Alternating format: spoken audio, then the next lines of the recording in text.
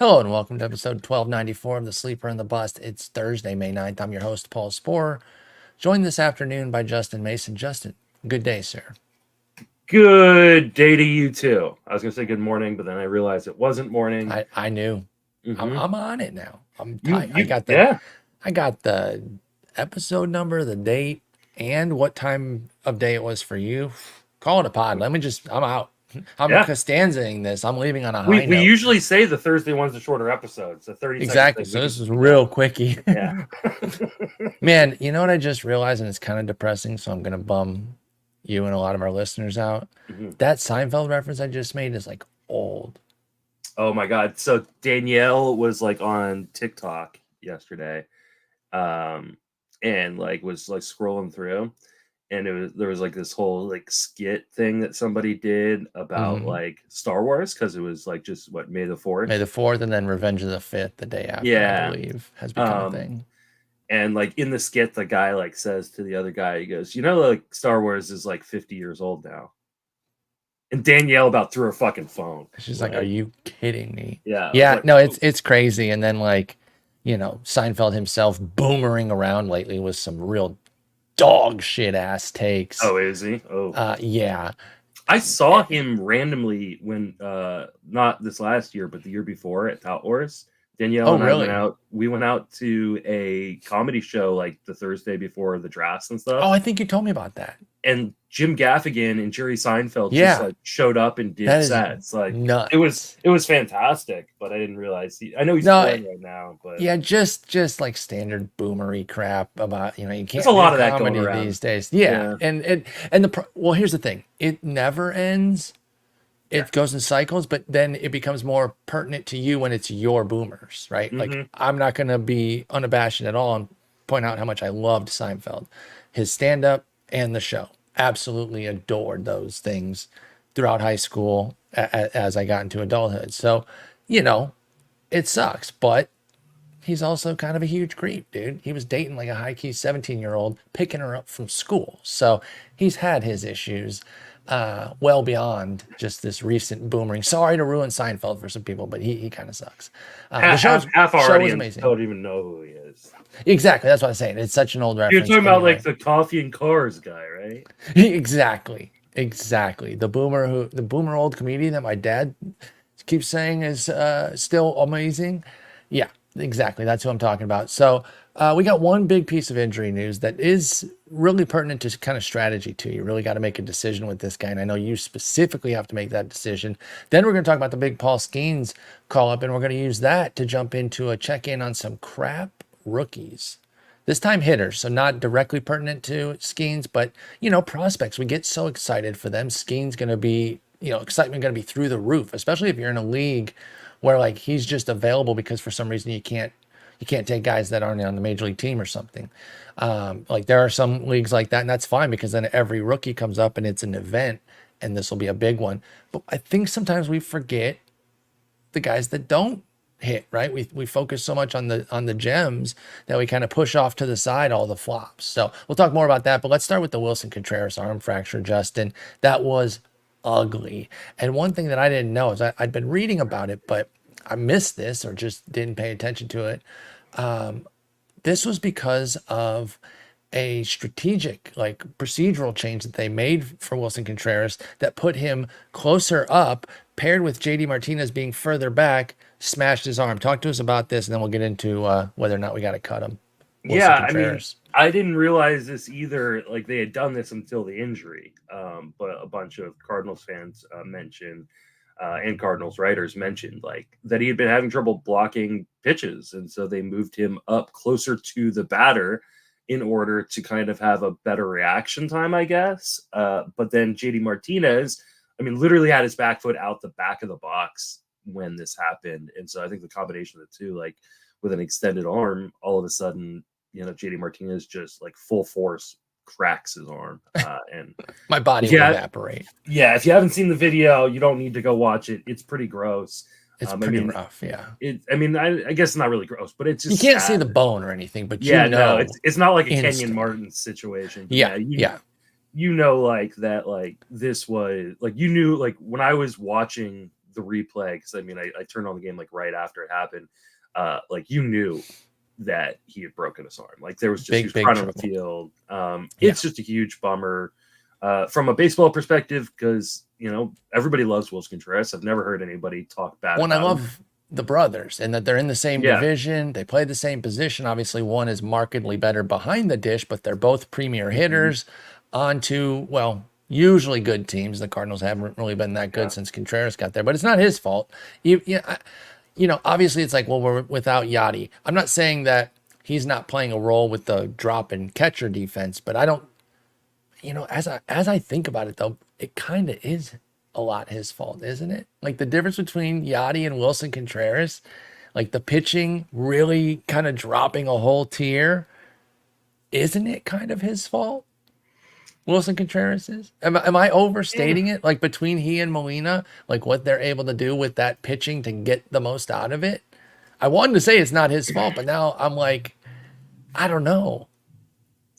I mean, it kind of is. Like he plays a bigger role. Let's just say that. He does play a big role. It's never, just a single person's fault, because then you also have to do the math on his offensive contribution versus Yachty's, particularly most recently, which was 80 games in 2022 of a 50 WRC plus. So I don't really care how well he's framing. I don't know if that's offsetting that. It's probably not. It was surprising impact. The Cardinals went with Contreras like as the replacement, just because of who he's replacing, right? It's such a change. Yeah. I wonder if you, especially with those pitchers you have where the catcher kind of needs to extract the very, very best out of those guys, maybe they specifically, the Cardinals, would have been better served to not go with somebody like Contreras because of that. But anyway, he's going to be out. Maybe they feel like with a veteran pitching staff, they wouldn't need that. They wouldn't need that. And, yeah. Or I mean, how far away are we really from like automatic balls and strikes? That's another thing too. Maybe they thought that was coming sooner, and they could still be right that it comes within the life of this contract. He is there until 27 guaranteed, and then a team option in 28, which is 17.5 mil. I don't know where he's going to be at age 36 to be whether or not, he's worth having that. I doubt he'll get back to the outfield. I think Contreras, when he moves off catcher, is first base DH. So he's going to be out till at least the All-Star break. Yeah. What are we doing? Let's start low, and we'll get to your main event. Let's start on the 10s and 12s first, because I think that's where I think any one catcher league, he is a pretty 100% easy spot if you don't have IL spots available, right? Yeah. I just think he, especially like in a 10 or a 12, like which most one catcher leagues are 10s or 12s, like he's probably close to the replacement value line anyways. With how deep catchers become, he's hitting pretty well, but your point is, like, do you want to hold a second catcher? Yeah, well, and I mean, like the difference between like catcher 7 and catcher 12, is it really that big? Like, it's not like a 2 catcher league, especially in a 1 catcher league. Like the difference between 7 and 10 or 7 and 11. Like here you go. Contreras is 8, 12 team 5x5 on our player rater. Okay. Connor Wong 12. Yeah. Connor Wong's raking. Now, the volume is higher for Contreras, so it is a $5 split. It's not nothing. But it really is the volume, I believe, playing a big role here. 128 plate appearances to 87. In a 1 catcher league, like Logan Hoppy's on the wire. Yeah. Right? Like Yainer Diaz is below the top 12, like right now. So like Wong might still be. Patrick Bailey was cut in leagues because of the concussion. Yeah. Like you can play around with it. And that's why I think, maybe NL only I hold without ILs, because just NL only is really difficult to do stuff like that. But that's on the other end of the spectrum here in terms of depth. So in 10s and 12s, 1 catcher, automatic out. What about 2 catcher, still no ILs, 5 reserves, 3 to 5 reserves? Or I guess it changes though. 3 versus 5 is really a big deal. Because 5, I think I try to keep Willson Contreras. With 3, I don't think I even try. Yeah, with 3, I definitely don't try. I'm not wasting one of those spots. 5, I think, is really, really debatable. In a 10 or a 12, I probably don't. 10 or 12 team with 5 reserves, you're still probably not doing it. And I don't think that's crazy. Like guys like Gabby Moreno, probably out there in some leagues. Ivan Herrera is somebody to go get, by the way. He started off the season hitting really well. He's kind of curtailed a little bit there. to now where he's at only an 87 WRC plus, but 3 homers, 11 ribbies, and now he's going to be the dude. I'm going and getting him in 2 catcher leagues for sure. Mhm. Yeah. So yeah, I do like him. Well, now let's take it to your situation. 15 team main event, 7 reserves, 2 catchers. We holding Willson Contreras. I think the 2.5 right months. So like this is one of those situations where like do as I say, not as I do. I think the right decision is to drop. But I mean, I do have my main event league. And I am very, very tentative to do it. I mean, luckily my main event league is a league that has some catchers available on the wire. Someone dropped Patrick Bailey last week. He's Perfect. back next week. I think only main event league where somebody dropped Bo Naylor because Naylor's been struggling. Oh, wow. So like, Jake Rogers is there. They're guys I can go and get. None that are going to replace the value of Willson Contreras. But no, because those guys bring some pop, but he brings average. That's the thing. Willson Contreras hitting 280 at catcher is so nice. And 2 chip-in steals, why don't you? David Fry is available. I like Fry, man. I've been on that too. Fry train, and he's garnering more and more PT, even against some righties. Plus, if you have Jake Berger, then you can have like a really cool team name. It writes itself at that point. You don't even have to worry about it with David Fry. I still only had a 641 OPS, so it still isn't going that well against righties. But it's a guy that like won't hurt you in the batting average department, which almost every other catcher in a 15-team 2-catcher league is going to do. Exactly. And if the schedule blesses the guards there and gets you some lefties going, then David Fry, I think, is a really interesting option. They get literally none next week. 1 this weekend, then none next week. But I do still like him. He's someone to consider. So you're going to have some options there. That's good. But you still are probably going to hold Contreras for at least a week or 2 here. Who's the cut then? Do you have that offhand? Who you're cutting instead for the replacement? Yeah, let's see. In my main event league, Tyrone Taylor.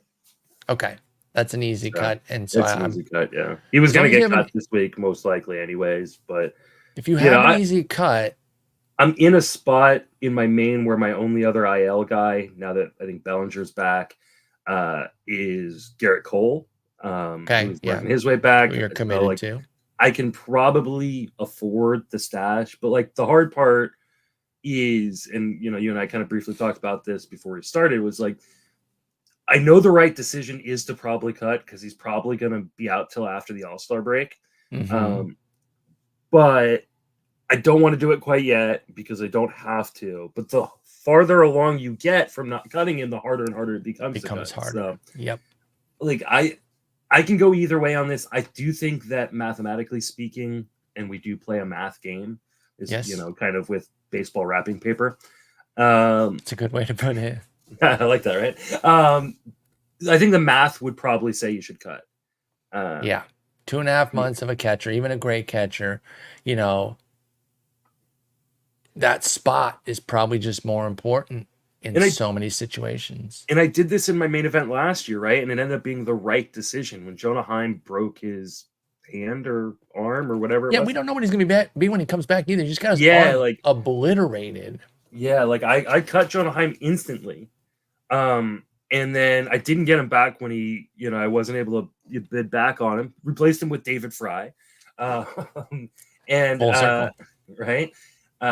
And I didn't get him when I came back, but it ended up being the best thing for me because David Fry was fine and Jonah Heim was awful the rest of the way. He was brutal, wasn't he? Yeah. So because he didn't have the surgery, right? Yeah. So I know the right decision is to cut. I don't know that I'm going to be able to do it. I will keep you updated. Okay. So that's Willson Contreras, broken arm. Get out there, check the wire. 1 catcher leagues. You shouldn't have too much problem finding something useful, not just a fill-in. Like you can find an actual player and play around with it. Week to 10 days. If a guy's not working, go to the next. I mentioned Gabby Moreno. I bet he's available in some 1-catcher leagues. I like him. If he catches fire, there's your batting average coverage. The power might not be there. We had that little power spike from Gabriel Moreno in the postseason last year, but he has 0 homers this year. So depending what category you're trying to cover, there should be, excuse me, some options out there for I almost said for Ketel Marte because I just looked at him on the screen, for Willson Contreras.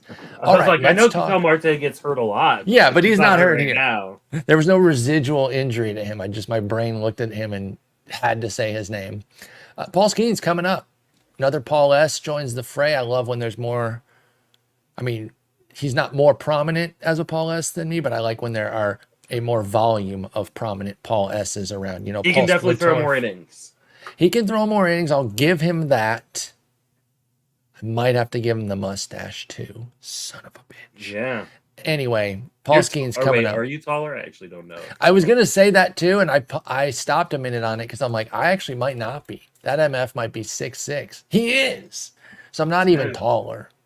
Like, God, what a handsome devil. Well, Paul Skenes is coming up after absolutely killing it at Indy, not Indy Ball, Indianapolis with AAA Pirates. .99 ERA, .92 whip, 45 punchitos in 27 and a third innings across 7 starts. They'd really been limiting his innings as a way of kind of limiting him this year.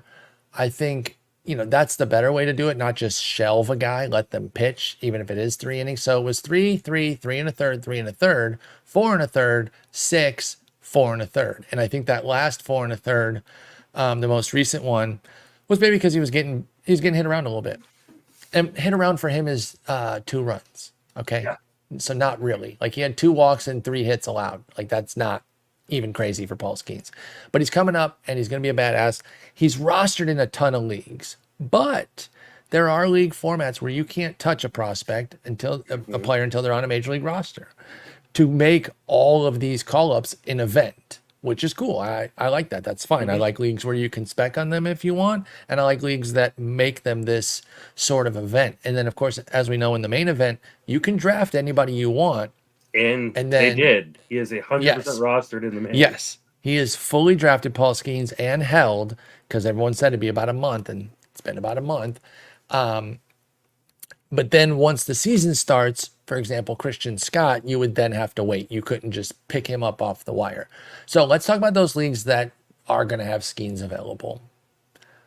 What are we doing? Are we going all in a situation where, you know, I need pitching, I'm just to the wall? I know we've talked a lot about these high dollar bids. We did it with Christian Scott. Paul Skenes is a cut above. Does that get your 250 plus, 300 plus bids flowing at all? I got so excited I dropped my phone. I mean, I guess this is 2 separate conversations. I think this is a conversation of what should you do and what will you do, right? Like, I think, again, this is a math conversation. Like, in order to get Paul Skenes, you are going to have to blow at least half your fab. Like, you would think 500 plus out of. Can't imagine there is a world in which, in any active league where people are paying attention, that they're not going. Like, for instance, like, I think he may be available in my labor league because it's a 12-team mix. I don't know that anybody one to hold. Yeah, and you can't pick up guys before they're called up. Yeah. So and they would have had to play him the first week, right? Or no? That's just when you pick up somebody. I think it's just when you pick up someone. So like, he's, I haven't double checked to see if he's actually available or not, if someone did actually stash him. But like, if I needed pitching in that league, I would blow half my fab to go get him. Now, mathematically speaking, we've talked about this over and over and over again.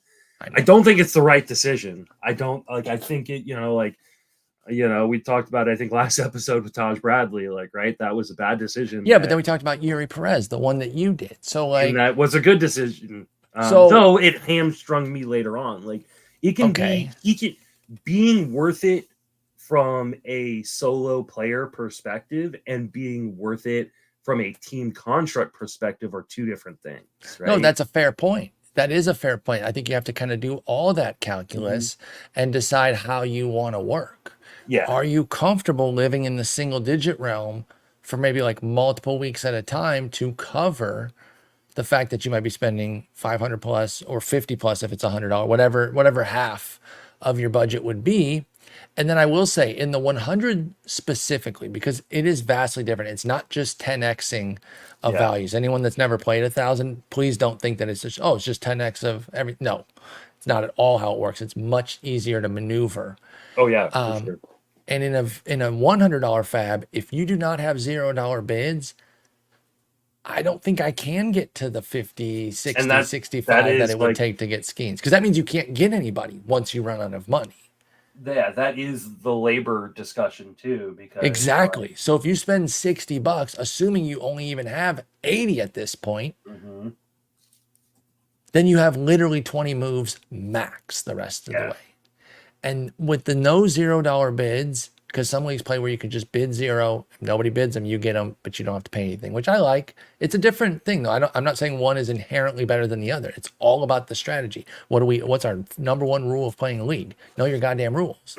So you can say you don't like certain rules. That's fine. Don't play those types of leagues. But I don't think one is more right than the other.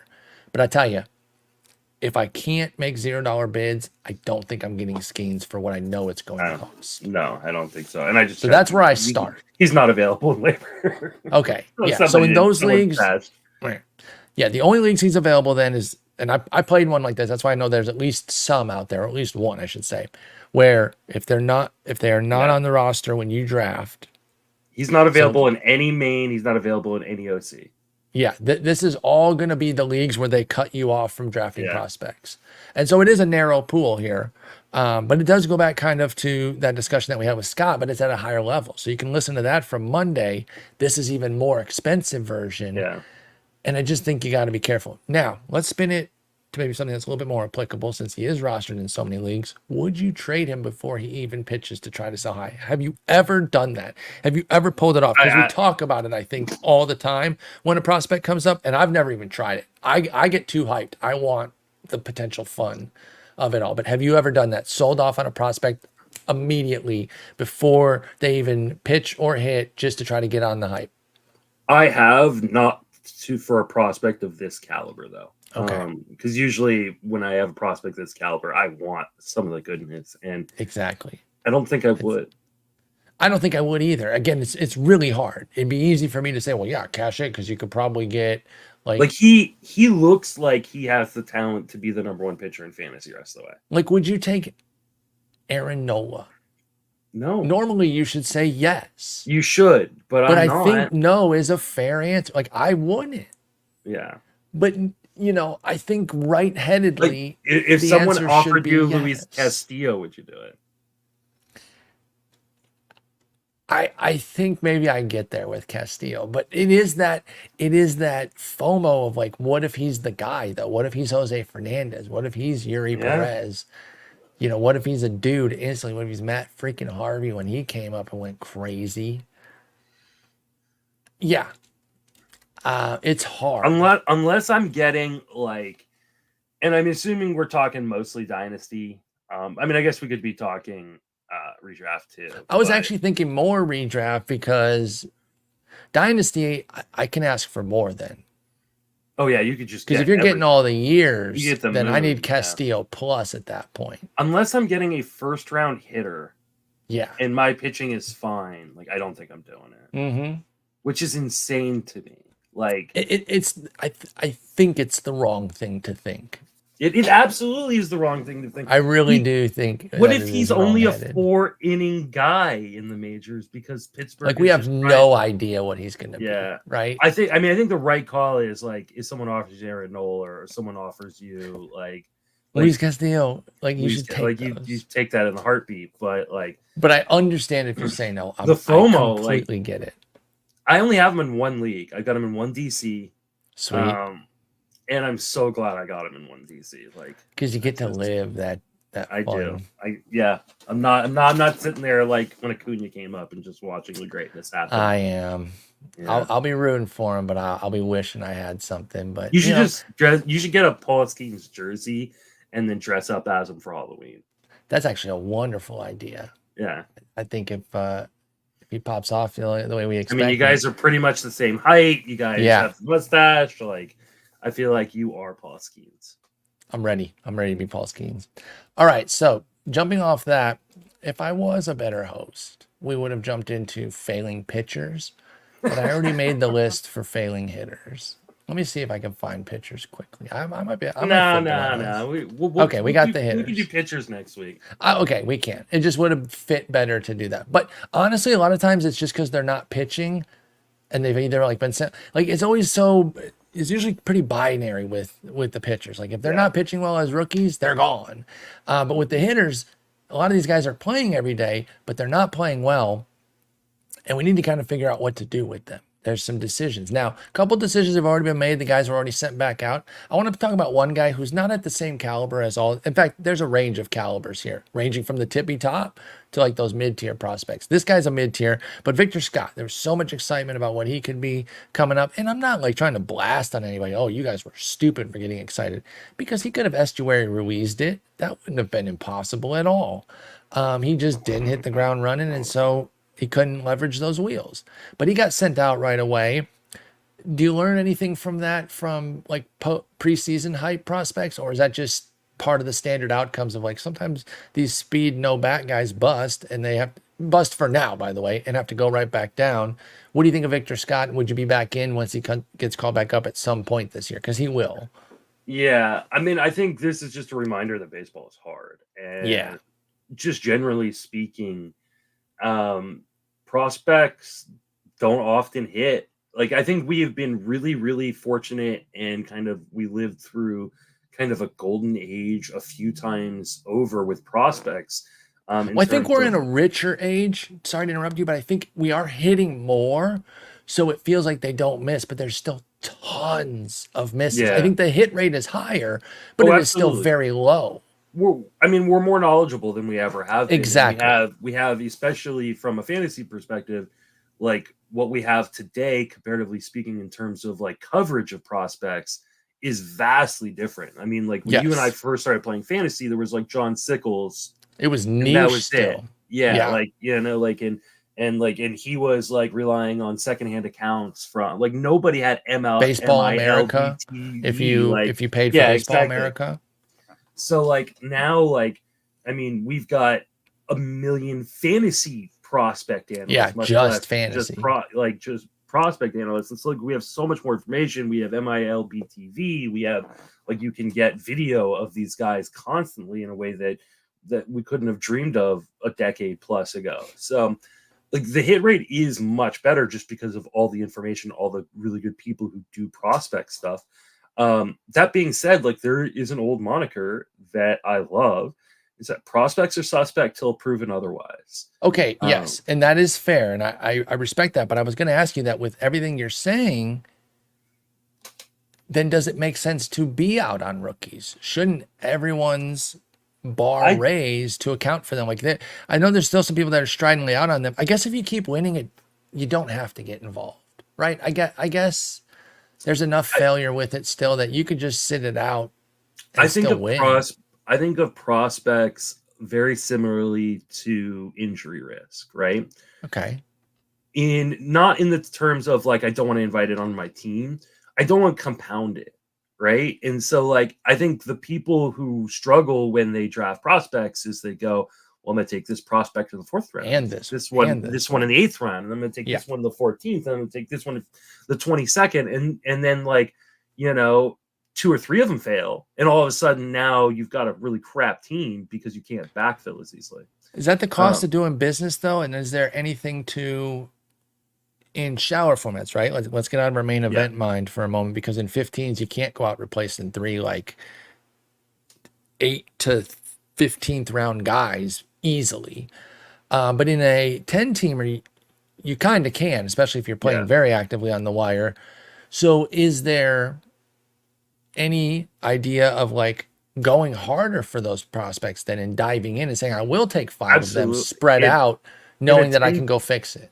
In a 10-team or even a 12-team league, I'm much more likely to be like, I will take the gamble. So like, the only places I got Wyatt Langford this year were in 12-teamers. That's right.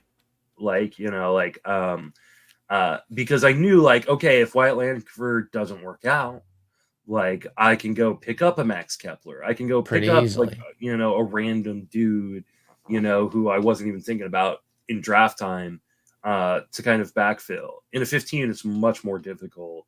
And to me, it's all about kind of opportunity cost, right? Like Wyatt Langford was a really good price early on in the season, became less of a good price later on. Jackson Holliday was always a good price. I didn't have a problem taking Jackson Holliday, especially because I knew if he does what Jackson Holliday ended up doing, I could just drop him. So like even like Victor Scott, like I wasn't a believer in Victor Scott translating right away. I was like, hey, eventually Cardinals are going to get healthy and he's really going to have to be hitting to keep a job. But like if you whiffed on Victor Scott, like what did you lose? You didn't lose much, right? Like you lost really your 24th or 25th round pick or something. No, I think it was a worthy gamble. So I think that is a good point to call out. Like, yeah, it flopped. Who cares? That is the cost of doing business. That is the range of everybody's 24th or 25th round. Like I drafted freaking Daniel Hudson in the 23rd round. Like should have kept him. I'm just kidding. But like I like knowing I was gonna drop him. Exactly. To get that free cheap win. I was just getting that win and then the lucky save and then drop. And I don't say cheap to denigrate it. That was a wonderful strategy, and I gave you your kudos for that. One of the things we have to remember with Victor Scott is he skipped AAA. Yeah, he was coming from AA, and the dude is not really a big hitter. Like he is a speed demon. So he's struggling in AAA. I'll point out too. 56 plate appearances in. If he comes back up in the summer, like I said, when he comes back up, because I'm almost certain he will. Are you in? Would you go for him if you need the speed, of course? Yeah, if I need the speed and I can get a good price on him, like he's not a guy that unless like I'm desperate for stolen bases or something like that. Let's say he gets the OPS up to like low 700s and he's doing his running thing. Do you think Victor Scott would be expensive? Not necessarily, because I think that for the most part, and we talk about this a lot kind of year to year, is the fantasy community and industry as a whole buries guys who don't succeed right away. Bitches we are. Yeah, like we hate these guys. You know, you look at like Taj Bradley, like people are picking him up off the wire. Like very few people stash Taj Bradley. If he pops off this year as like a legit ace or even wouldn't surprise me. He looks good in AAA. Wouldn't surprise me in the slightest. Dude's literally 23, but people be like, man, I can't believe we gave up on Taj Bradley. It's like, yeah, because it was stupid. Yes. Josh Lowe was a guy that people dropped $500+ really smart people who dropped $500 in fab on him in his rookie season. He flopped. That was a waiver pickup. Yeah, and then like was an afterthought last year in draft. Complete. Yeah, like and so I mean for me like those are the prospects I love. I love the prospects that come up. They aren't good. Jordan Walker like is a guy like that. Like he will get added to my team at some point this year. Because I think Jordan Walker is still going to be great. Like, and if it doesn't come together at all this year, you better believe I'll take the discount next year. I really will, unless we see something for a reason to really move off. But I'm not really moved by this 67 plate appearances. I realize how poorly Jordan Walker was doing, so they had to kind of maybe give him a mental breather and just let him hopefully go down and hit AAA. I actually don't know how he's doing down there. He is kind of grinding. He still doesn't have a homer, so I don't know, man. Is he just too tall and he's got the Jason Hayward situation? He'll be fine. Okay. I have no. But anyway, with Victor Scott, those are the kind of gambles worth taking. 24th round type area. Even if you paid 20th round, let's say you really went out and got him, you can survive that. Jackson Holliday was a pickup in like the 14th round. Like he was not super expensive either. He's already sent you got him like 18th round later. Yeah, later, he was not expensive. You stashing Jackson Holliday because he obviously flopped in this period to get sent back out. Is it worth stashing or just try to get back in when he gets called up, or try to time it? Maybe jump him like you think 2 weeks, 10 days before he gets called up. Like where are you at on Jackson Holliday after his flop? I mean, to be honest, like he's not a guy I would stash in a redraft league. It just, I don't know that he is quite ready to be the star that I think he could be one day. He doesn't really run. I don't think his power is fully kind of baked in yet. I think he's still kind of growing into that power. I do think he's going to be a really, really good hitter. Like, it would not surprise me if he is like, got the talent level of like a Corey Seager type player. But I just don't know that it's going to translate year one. I think he's still so young. Like he's 20 years old. Like such a baby. And so for me, like, he's one of those guys that, like, hey, maybe I would be willing to pick up a week or two before I think he's coming back or something like that, but no way would I stash him. Yeah, that's exactly where I'm at with Holliday for this year in redrafts. I might try to jump in if I can get cute and see like, oh, that well, you know what I might do it if he's not back up before this, because I think he's gone back down to AAA. Jackson Holliday has and just started raking again. Had 3 hits and a homer yesterday. He has a 956 OPS, so he might be back up before this. But let's say July comes along. Might jump on him before like the All-Star break and commit to a 2-week stash of Jackson Holliday if he's not back up, under the notion that maybe they would trade somebody that would open up the door for him to come back up. They could get some pitching for whomever. I don't think they're going to trade Jordan Westberg. I'm just saying his name because he's somebody. Yeah. But something like that, and then try to jump it up where the trade deadline might create the avenue for Holliday. But I'm not stashing.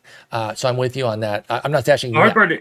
The hard part with Holliday is he's on the Orioles. And yes. Playing the time. Orioles, like they legitimately don't actually need him. Like kind of at all, right? Like Ramon Urias is not a bad major leaguer. Well, and they could bring up Kobe Mayo. Exactly. Like if Mayo is just better right now, like they could bring up Kobe Mayo, put him at third. Westberg is, the second baseman. And all of a sudden now, like, hey, there's no spot for you, Holliday. Like, and he's 20. Like, if he just spends the rest of the year in AAA, it's not a problem. It's not really that surprising. Like, I don't think they're not bringing him up to be a bench bat. Like, that doesn't make any sense. Yeah, like there's a legitimate chance he's not up until September. I could see it. And by the way, just so people aren't like, Urias has a 44 WRC plus. I know it's 55 plate appearances. I'll go with the 1,219 plate appearances of a 104 WRC plus. Yeah. And a Gold Glove and say he's a fine major leaguer. But anyway, with Holliday, don't have to worry about him too much right now. If you miss out and somebody else does the early stash before you, let him. Wyatt Langford, you mentioned him and how his price wasn't horrendous for a lot of the winter into the early spring.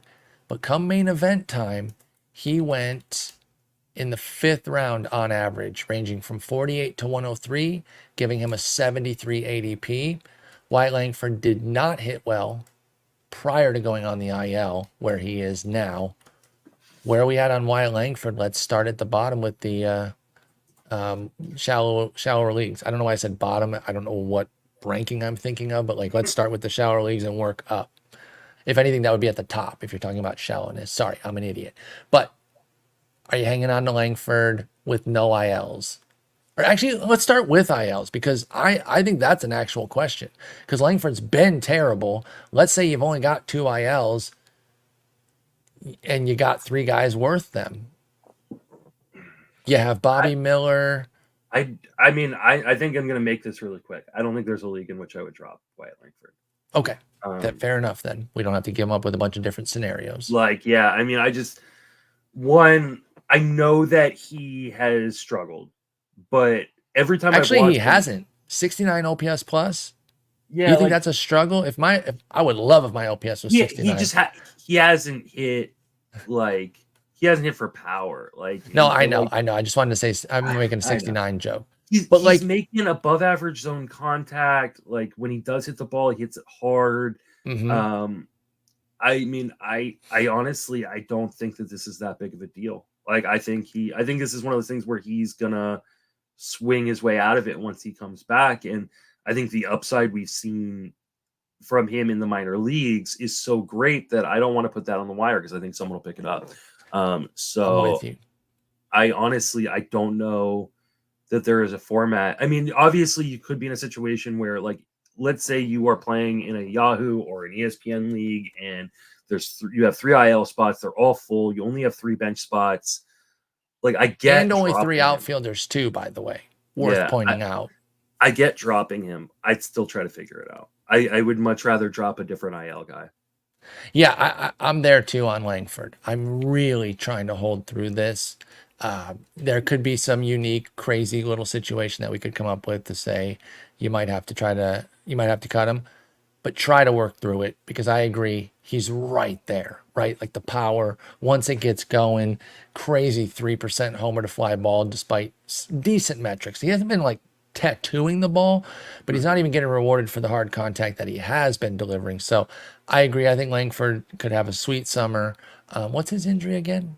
Hamstring. Like I don't And think I think it's supposed to be short term. So okay, if it was something where he's going to be out 6 to 8 weeks, then I'd be like, yeah, go ahead and drop him. But like, I think he's going to be back before the end of May. 3 to 4 weeks, and that was on May 6th. So Yeah. yeah, end of May, early June. Try to hold through it with Wyatt Langford. All right, let's talk about a guy I haven't heard much chatter about. I feel like he's kind of getting a pass, and that's not necessarily bad. I don't think that's unfair. But Jackson Chourio, I haven't been hearing much chatter. I think part of it is that he has the fantasy stats on lock: 4 homers, 6 steals. So the impact doesn't feel as bad when you look at the 221, 264, 345 slash line. What's up with 20-year-old Jackson Chourio, and are we sticking with him? Yeah, I think I'm sticking with him. He's making right around league average contact as well. He's got power. He's got speed. It feels like the Brewers are fairly well committed to just letting him play, given the contract. Um, yeah, Basically I don't. skipped AAA too, by the way. 6 games there last year. Yeah, I don't have a ton of concerns. Kind of looking at the profile, he is hitting the ball on the ground quite a bit, which is something he's done in the minor leagues as well. And so maybe the power isn't going to develop the way we'd like to see it this year. But I think the speed is game changing, and he's a decent enough defender where like he's not hurting the team, right? Like Yeah. like he's kind of a plus defender. So. As long as the Brewers are fine with him, I'm fine with him. Like I think this is probably. I don't even know if you can buy low, but I wouldn't mind playing market costs on Jackson Holliday. That's exactly it. Try to get any discount, like any. I would take a round discount, something like that. Yeah. But if push came to shove, and the manager said, I will trade him, but you just got to give me full value, I would do that too. I think I should say Jackson Holliday. I meant Jackson Chourio. Yeah, Jackson Chourio. Yes. So stay committed to him. Again, he's playing too. It's easier to keep him than Langford because, of course, Langford's not playing. Chourio still is and is still delivering some fantasy juice with the 4 homers, 6 steals. This one's going to be a tough one for you. I know, but Colt Keith. Keith Colt. He's hitting more like a Colt Keith than a Keith Colt. I think Keith Colt would have a 121 WRC plus, but Colt Keith has a 21. No homers, 2 steals. What are we doing with your boy? The crazy thing is, actually, I don't think he's been that. I mean, you've probably seen him more than me, but I don't think he's been that bad defensively, which was the exactly. I haven't really noticed. You don't get to see everything of like how a guy's approaching a play, but he's been whatever. Like I haven't been like, get this guy off the field. A 977 fielding percentage. So like, I mean, that's I'll take that. That's a couple errors. No, 0.977. That's like one error maybe this year. 0.977. It's probably like 2, depending on how many chances you got. But either way, it's not three errors. Okay, fielding percentage also not the craziest thing to use. But even looking at like the UZR minus 0.3. It's pacing. It's a UZR of minus 7.1, which again is not great, but hardly the least of my worries. Not what we thought from a guy who's graded as a 30 grade fielder on our. I'm worried about like him already having a minus 7, not pacing to a full season minus 7. So his bat though has been horrendous. What are we doing there with Colt Keith Colt?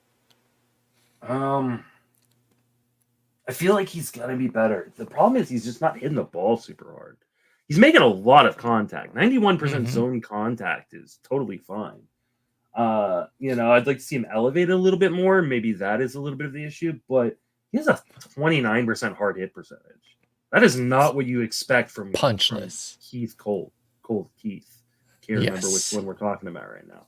But that Colt Keith is doing that. We know Keith Colt would be better than that.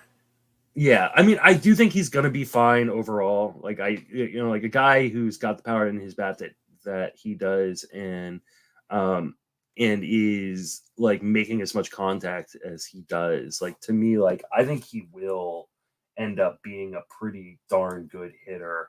at some point. Batting average is probably never going to be a thing, but I did drop him in a number of leagues. So I was going to say, he is cuttable, though, isn't he? Colt Keith, I think. The problem is, Detroit's trying to be competitive. They just sent out Parker Meadows for sucking.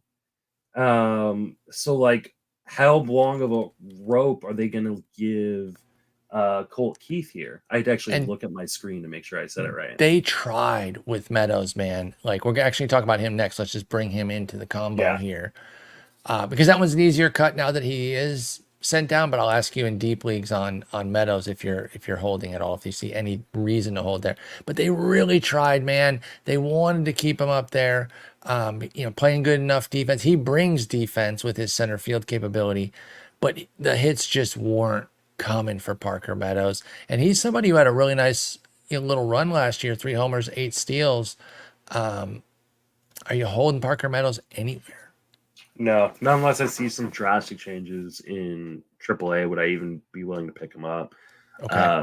He had a 78% zone contact, and when you start getting into the 70s on zone contact, you really start having some real problems. You're just going to strike out at a 30% clip regularly. And he was striking out like way over 30%. So crazy strikeout rate. I mean, it's a bummer because I liked Meadows. His price oddly skyrocketed late in draft season, so I didn't get him outside of DC's. But yeah, I mean, baseball's hard. There. Yeah, and that's the thing, the slash line on that sample that I mentioned from last year wasn't great. So he was putting up some fantasy production, but it was kind of coming in little spurts here and there. So it's rough. Like I said, they really did try to stick with him, but it just didn't work. And so he's sent out. He's an easy cut. I think, I could probably even cut in an AL only depending on what was available. I don't know if you have to keep Parker Meadows anywhere. I don't think you do at this point. It's interesting because I think and I'd have to go back and watch video, and I don't know that I'm gonna have time to do that anytime soon, but my guess on Parker Meadows, just kind of looking at stat line, is he was just trying to jack everything. I think that's fair.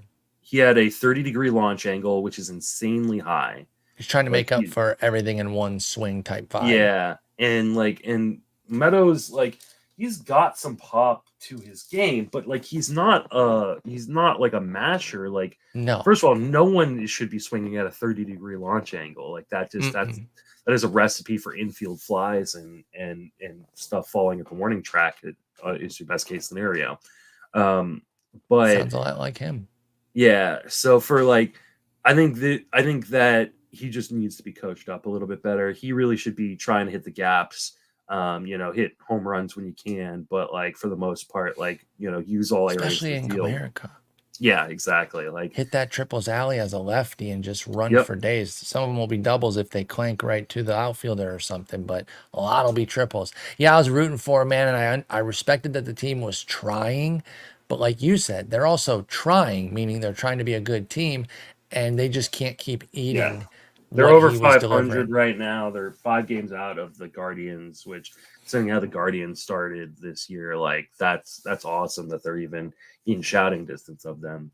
Exactly. 24-13 is insane, but they've been nuts. Yeah, no, I'm not holding on to Parker Meadows, but he is a guy that I'll watch list and kind of see what he's doing in AAA.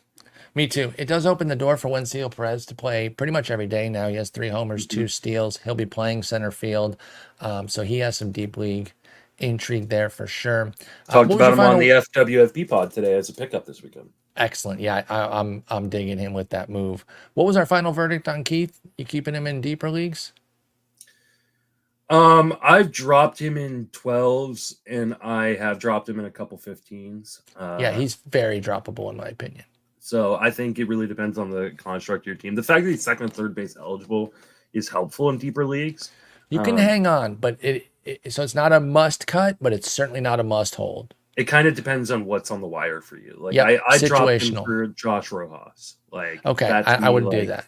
Yeah, but would I drop him for Jared Chourio? Probably not. Probably not. Yeah. That's Colt Keith there. Hopefully he can hit through it. Tigers really need him to start hitting. Ceddane Rafaela. We knew his glove would be excellent, and that kind of garnered him the time, and he's still playing every day. Thankfully, because that, well, it's not thankful that the shortstop spot is open. It's thankful for him, I should say, because that opening at shortstop has really given him the full avenue to just be the everyday shortstop. But he's hitting terrible. He's giving you a little fantasy heat with 3 homers, 4 steals, but it comes with a 213, 237, 370 slash. That's good for a 61 WRC plus for Ceddane Rafaela. Is he doing enough? He's also 4 for 7 on the bases, I should point out. Is he doing enough to hang around in deeper leagues? I think shallow leagues, it's an easy cut, so I don't even think we have to discuss that. I think we're on to 15s specifically. I don't, unless you think you're going to keep Ceddane Rafaela in 12s. No. Okay, so 15s and deeper. He is hitting better as of late, right? Over the last 3 weeks, he is hitting 261, 268, 464. With 3 home runs and 3 pop. Yeah, 3 home runs, 3 for 4 on the bases. So like things have gotten better. The problem is the underlying skills have not changed. So and like this is a really good example of like, hey, sometimes you won't notice a hot streak or a cold streak in the middle of the season because there's so much stats around it. Unless you're sorting for certain time frames, you're not going to figure it out. Exactly. I'm sure a lot of people who have been watching Rafaela don't realize, hey, he's actually playing better right now. The problem is next 2 weeks he might play god awfully because he's still got a 75% zone contact. He's still swinging outside of the zone way too much. His swinging strike rate is over 15% at this point. Like, and this is just, these are in the 3 weeks of him playing well. These are the underlying numbers. That is terrible. Yeah. So I said this in draft season. We had kind of 2 separate conversations about Ceddane Rafaela. And one was really early in the draft season, and then like in November, and then I think one was right like main event time. Because in November, I was like, I think Rafaela is kind of a bargain, right? Like, I think there's some upside here. Yeah, the underlying skills aren't great, but there's power, there's speed. He's a really good defender. So I feel like he's a bargain. And then all of a sudden, during main event season, he went effing, or not he went effing crazy. Everybody in the fantasy community went effing crazy. Yeah. And all of a sudden, he's going, like, I was in drafts where he went in the top 150 and stuff. And I'm like, what is happening? Like don't get me wrong. 157 min in the main. 157 for Rafaela. I think I was in that main because like I was sitting there going, what are people doing? Like and this is where like opportunity cost and then price point really plays a huge difference in whether or not you should draft a guy. Like sure. Like because there was no world in which Ceddane Rafaela was worth a top 200 draft pick. I certainly didn't see it. I will say that, yeah. Because you give away a lot of that upside, right? Like you give away a lot of that value that if he's going outside the top 300, all of a sudden, like, hey, like 1, I can drop him really easily, and 2, like, hey, if he hits, then like I've made 150 picks worth of value here. Yeah, super cashed in. But like, yeah, these underlying skills are atrocious. They're not like. The difference between like him and Lawrence Butler like is very, very small. I mean, I guess Rafaela plays on a better team, and isn't Lawrence Butler on the other end where like his metrics aren't getting the support they deserve? Like he strikes out a lot like Rafaela does, but he takes walks, he hits the ball hard. Rafaela hits the ball hard too. But I just mean true. Like that was kind of the appeal. The core contact skills are still bad, right? Like I remember 51% hard hit rate for Butler, 31 for Rafaela though. Yeah, that's true. Like Butler is smashing the ball. I don't know if that's all of his ground balls that are just going that hard or what. He deserves better than his freaking 70 WRC plus. I like Lawrence Butler. But with Rafaela, man, he always just struck out too much, didn't walk enough for the power speed to fully come through for me this year. So I really wasn't in on the hype season. And my main event drafts, he wasn't somebody I was looking at. I love the glove. Shortstop outfield is a cool combo to have. I think I might still hold in a 15 though. For what you mentioned, the recent spurt and the volume of the power and the speed. So I can understand a little benching here. and I'm not usually somebody who benches what I think are like stud type players until they do well. He hasn't earned that. Ceddane Rafaela has not done enough. Like this would have been a great week to sit him. It's a 5-gamer.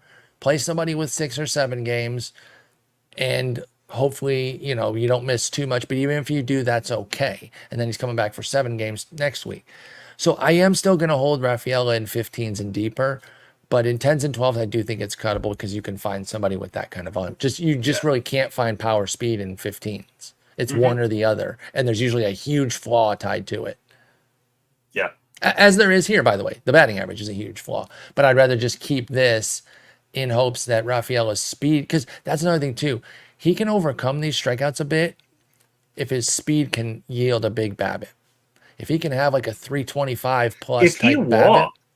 Well, like that'd be a skill change though. He doesn't walk. Yeah, if he I would kill all, for that. Though, like, we're talking about like a 1% walk rate over the last 3 weeks. Like it's insanely low. Free stolen base opportunities if he could take walks, but I'll if trade they could that. Change the rules and let him steal first. That they should. Come on, man. Give him a shot. Let Ceddane Rafaela steal first 52 times to really boost his fantasy value. So yeah, deeper leagues, I'm going to stick around, but the shallower ones, I have moved on and will move on. All right, you got time for one last guy here? Curtis Mead with the Rays. Oh, boy. You know, I like this guy, and this is another guy that I think his metrics look good, but then it hasn't really come to fruition. Now, he's been sent back out. He'll be back. He's 23 years old, had a homer, 2 steals. What's up with Curtis Mead? Easy cut because he's not up right now. But what about the rest of season assessment here for the next time Curtis Mead gets called up? Should we be in? Should we pass? Do we like him? So I have a question for you that I think may answer the question. Have you ever seen Curtis Mead and Colt Keith in the same spot at the same time? No, and I definitely see the comparisons to righty-lefty version of each other. Yeah, he plays, and that's how he keeps us off the scent because he hits one way. That's genius, dude. Right? So, I mean, a very similar profile. I mean, Colt Keith, I think, has a little bit more power, and Mead has a little bit better hit tool, but like a guy who, you know, is power and contact ability centric, who is awful defensively. And is no longer on this team. And I think part of the problem too, I mentioned this earlier today when we were talking about the Rays for a different player. I can't remember who it was that we were talking about. Oh, we were talking about Johnny DeLuca. That's right. And one of the reasons why I think DeLuca is going to continue to play more is because like they need good defenders in Tampa. Like, and this is not a conversation we normally have, but Tampa Bay has been using a bunch of bad defenders, like Ahmed Rosario, like Curtis Mead. And I think, you know, the guys who are bad defenders have a shorter leash in Tampa Bay than they might have other places. So I think Curtis Mead's biggest issue is for some reason they don't want to play him at first regularly. Well, they're sticking with Yandy. Which I get, but Yandy could play third. True. Is he a good defender? I don't really know his defensive profile, to be honest. Yeah, I don't either. I'd have to ask Jason. So now they got Isaac Paredes at third, Yandy at first. And that's part of the problem is, you got to play Paredes too. So, like, and you probably don't want to clog up the DH spot with those guys. Plus, you have Harold Ramirez. And that's the thing. They actually have kind of a perma DH, which a lot of teams don't these days, and it is Harold Ramirez. But his power outage has made it tough. Now, he's never really been a big power guy, but the 148 ISO last year is a lot more palatable than the 47 this year. Not 147, 47. And if Mead was a lefty, like, you could be like, well, I mean, platoon him. Yeah, then because I mean Harold Ramirez just like kills left-handed pitching, and you put Mead on the strong side, and like now you've got a dynamic platoon, but it's not going to happen. I think Mead's going to be fine long term. This is not someone I'm really considering for 2024. I think this is a long-term play for dynasty and keeper leagues. Look, I've got him in a dynasty league, or it's actually more of just a keeper league, the 30-team 100-man roster league. I'm not trading him. I'm definitely not dropping him, but I'm not trading him away, like trying to like sell him right now. I'm just going to hold, you know, he goes on my reserve list or in my minor leagues. And I just kind of live to see another day. Yep, I'm sticking with Curtis Mead too. I will say I will be open to coming back and going for him when he returns. But I'm with you in that because you said like he's a next year kind of guy. Mm-hmm. Totally get that. If he's dominating in the minors though, I'm still going to be like, hey, I'll see what's up here. Yeah, and be open to a pickup in season, but keeping my expectations in check for this year, I think that makes a lot of sense. I think a lot of it depends on what do the Rays do down the stretch. What's the PT look like that brings Mead back up too? Because if he was only playing a couple times a week, he's not that valuable. Yeah, it's either got to be trades or injuries, right? Like, because I mean, don't forget, like they've got Junior Caminero, who they're going to have to find a spot for at some point too. And so if they're competitive, I just don't know where Mead fits into that. But if for some reason they fall out of the race, and this is looking like a team that could potentially fall out of the race, because the AL East is so competitive, then maybe they trade a Isaac Paredes who's entering arbitration next year, or they trade a Harold Ramirez, who's almost 30 years old, or trade a Yandy Diaz type. Like if they start moving some of these older pieces, then all of a sudden, then maybe Mead has kind of end of season appeal. But I think you're waiting until August. Okay, I think that's totally fair with Curtis Mead, and that'll wrap it up. We check in on some rookie hitters who are hitting like crap. A lot of them been sent out or injured in the case of Langford. Some are worth stashing, others not. I do think you just have to be committed to understanding the range of outcomes if you're going to play the rookie game. If you don't have this fantasy stomach for it, I respect that. I don't for closers, and that's why I didn't want to play in this pool that I'm having to play in because I didn't bump Robert Suarez's price up enough. He was my number 2 everywhere, man, in the winter, and then that damn Korea save. So yeah, manage to how you want. But if you're going to play the rookie game and maybe you're newer to it, understand the bust rate. Just go in eyes wide open that it's going to miss a good bit. It's when you hit that it flourishes, but you got to be able to eat the hits or the misses when they come. So, all right, we will check in on some pitchers too. Again, there's not as many, and like I said, once they flop, they're out of the rotation. Like you don't really get to languish. Hell, even on some of the bad teams, they don't really let you languish. They just get somebody in who might put out some better starts. But we'll see what's going on with some of those and who we might look at. Justin, anything going on with you and Jason this Sunday? No, it's Mother's Day, so I don't think we will be recording. We're going to be hanging out with wives and moms and doing the bidding of our counterparts. So sounds wonderful. Yeah, going to take Sunday off this week, but you and I will be back at it on Monday. We will, bright and early on Monday and bright and early tomorrow. So I don't know why I said that like I was setting up the weekend. That was my fault on that one, making you think that. So hopefully I don't ask you again tomorrow. That would be embarrassing because that means I can't even remember like 18 hours between, because it's not even 24 hours because we're doing that one tomorrow super early. But I'll let you go and I'll talk to you fresh tomorrow morning for 2 start pitchers. Take it easy. Boom. Sweet. All right, man. All right. I have to stay here to upload, but I will. I'll get the post up. Oh yeah. I don't know. My recordings take longer these days with you and Nick, but it's fine.